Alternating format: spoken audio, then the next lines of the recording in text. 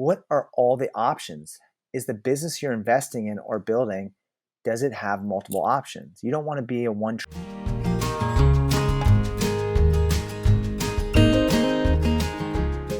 Welcome to the Red to Black podcast with your hosts Werner and Mario. We are committed to creating better investors. Whether you are investing in yourself or another business, we show you how to find, evaluate, and buy highly profitable businesses. Create that financial freedom you have always wanted so you can do what you love. We invite you to subscribe to the channel, hit the bell notification for future updates, and share this far and wide. Thank you for taking time out of your day to engage with us.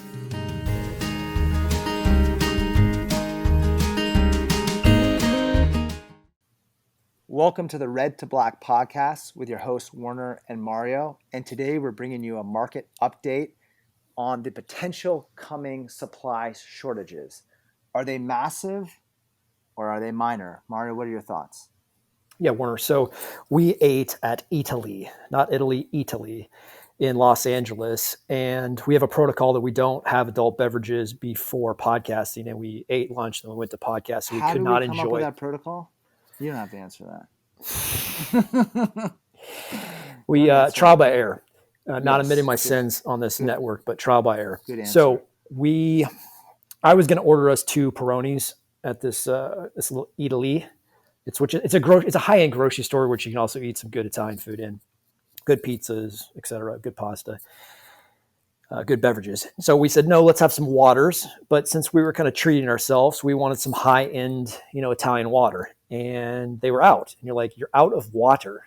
I mean, they're shipping it in by they're training it across the country, but it's remarkable. You had it in Vegas the week before, Yeah, it was correct? incredible. It's like this sweet, smooth water. I've never had a better water.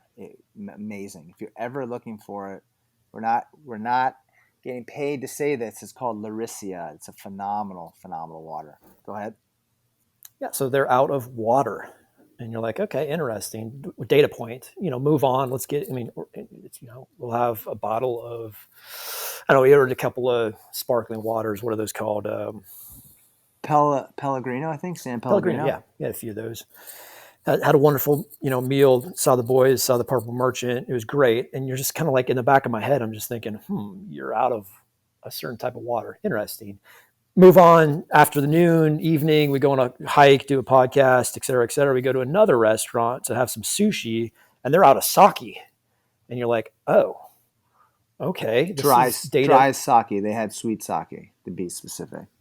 Right, but you're a Japanese sushi restaurant in LA. You think you're buying, cases and cases and cases of sake. Exactly. You're getting that stuff at wholesale. You're buying truckloads. It was a very popular sushi restaurant in Westwood. Yes, it's in Westwood. It's called Sugarfish. If you're ever in Los Angeles, anyone who's here knows that restaurant. Phenomenal food. The rice is the best part. So we're having some sushi. The boys are eating, their sushi. Purple Merchant's enjoying a sweet sake, and Warner and I are like, yeah, we'll take 2 dry sakes. We're out. It's just another data point. You're like, okay. And this is happening. It's happening more frequently. You go into grocery stores, you go into, high end, let's say home improvement stores, you go in and there's people you're out of stuff. And you're like, this is interesting. This is a new era of where there's these big gaps in supply chains. And what is causing that? There's different theories. I would say one of them is that the factories they're ready to produce stuff. It's the people it's the process to produce it. Something's broken with people not showing back up to produce the goods and services that our economy was producing in 2019. Your thoughts, Warner? Yeah, great points. To also add to that, it's not that easy just to start up a factory. Once you shut it down, all these factories have certain startup costs like electrical, getting the machines recalibrated. Who the heck knows what it is? If you had to cut, say, 56% of your staff, like you said, getting all the staff coming back to work. I've seen tons of supply shortages on my end. As I've been in Wyoming, traveling the country, I've been acquiring all sorts of camping gear. Like I just recently bought an axe from Gränsfors Bruk. I think I'm saying that right. It's from Sweden. One of the best axe makers in the world. They still make an old school axe. I mean, you literally have to keep the axe head oiled so it doesn't rust. And I finally got two axes, a little hatchet and a regular axe, but I wanted like a pack axe, but they had it out of stock. And literally find those two axes. I went to multiple websites, couldn't find them, all out of stock, all out of stock. Other things are running out of stock in terms of camping gear, roof racks for a Thule or a Yakima system I had on top of my car. Look at a snug top camper. That was 4, 5, 6 months behind. Everything's getting backed up. So we have these supply shocks. And why that's important, I mean, the chip makers, I guess we had a down day for chip makers in the US, but Taiwan Semiconductors expanding its operations into Japan. So there's so many, the challenges, there's so many things out of whack. You want to discuss why we're out of whack and what that means for a business investor, whether you're investing in a business or building your own business? Oh, we have to talk. I mean, we're going to talk around this for our young nephews that are listening. We're going to have to talk around this, but there was a certain cerveza sickness that was located in a Far East country, and that actually spread the fastest to Milan, Italy, for Fashion Week in 2020. And Yeah, let's make Italy sure we talk responded. around this. Yeah, go ahead. I mean, we're going to try to not get censored here. So the country of Italy responded to Fashion Week and the cerveza sickness by shutting down, let's say, arguably the fourth or fifth largest economy in the world. A couple months later, a couple weeks later, California, which is arguably the fourth or fifth largest economy in the world, shut down. And I was like, oh, Warner. And Warner and I were out in Hawaii at this time for the winter. And I was like, oh, this is really bad. This is really, really bad. You're shutting down some of the largest economies in the world. You can't start them back. It's not like a light switch. You go flick it back on, the lights come back on. This is an issue. And, here we are over halfway into 2021 and it's not back. The goods and services that were produced in the fall of 2019 are not back in the summer of 2021. How long does this last? It's anyone's guess, but there is some issues. There is some systemic risk in the system of getting it back to where we were in 2019. It's not as easy as a hair salon shutting down and a hair salon starting back up. These are difficult problems to fix, and it's going to take a lot of time and effort. And these shutdowns are very destructive, and they're hurting the most vulnerable people as well. They're hurting the people that are working in the factories, the people that they're driving the trucks, the logistics. They're really hurting the people that have the least amount of power to respond and adapt and maneuver against, let's say, aggressive tactics to combat a cerveza sickness. Yeah, and this goes into a podcast we're going to record this Saturday, which is what is value investing, and we're going to talk about how you find value within these companies, and that's really important because one area we're going to talk about is mobility, and mobility is essential to a business. Like we have some real estate; it's not mobile.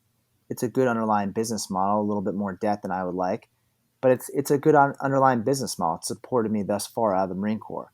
However, I'm transitioning to a better business model, which is online media and some, beverage, food type businesses. So it's really ascertaining like how well can a business you're investing in weather a storm. And that's why we're talking about, can it weather an economic environment which is not very conducive to business like California? I mean, either it weathers that storm because it's a tech business and kind of work around it, it doesn't matter, or it can leave the state.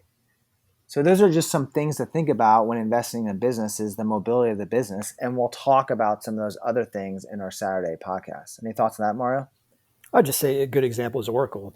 They have a campus up in the Bay Area and they have a campus outside of Austin, Texas. And it's Denver too. I saw one in Denver. Big one. It's super easy for that company to maneuver. Okay, California shut down. Hey folks, we're going to Austin, Texas. We're going to Denver. They got all sorts of campuses, and you're like, well, somebody's open for business. We'll have our meeting there. We'll do our work there.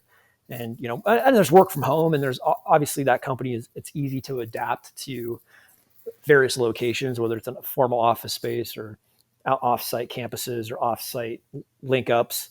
That company adapts well, but it can maneuver outside the state of California. California could shut down permanently forever, and Oracle would be fine. A hair salon that's located in Los Angeles, when that shuts down, good luck taking all your customers and relocating them to Austin, Texas. Yeah, those are great points. Being able to have multiple options. We talked about this in a prior podcast when it came to travel. We said being able to have a plane, a boat, a car, a donkey if needed, right? Those are A pack all mule. It's a pack mule. a pack mule, right? Correction. So having different travel modes is this akin to having different options for your business. You never want to be, set on one option. Like our buddy, the old Wyoming West, who's got the battle file. We will not name his name anymore because we don't want to blow him up. So Wyoming West with his battle file, he's got different options because he's thought through them. So that's another thing when you're thinking about investing in business. We'll do another podcast on this is what are all the options? Is the business you're investing in or building, does it have multiple options? You don't want to be a one-trick pony. Like in the flying community, when I used to be a helicopter pilot, we had looked at every single option that was available to us. So having options. Any final thoughts, Mario? Nothing to add, Warner. I appreciate your time. Thank you. Okay. Yeah, no problem. Bye.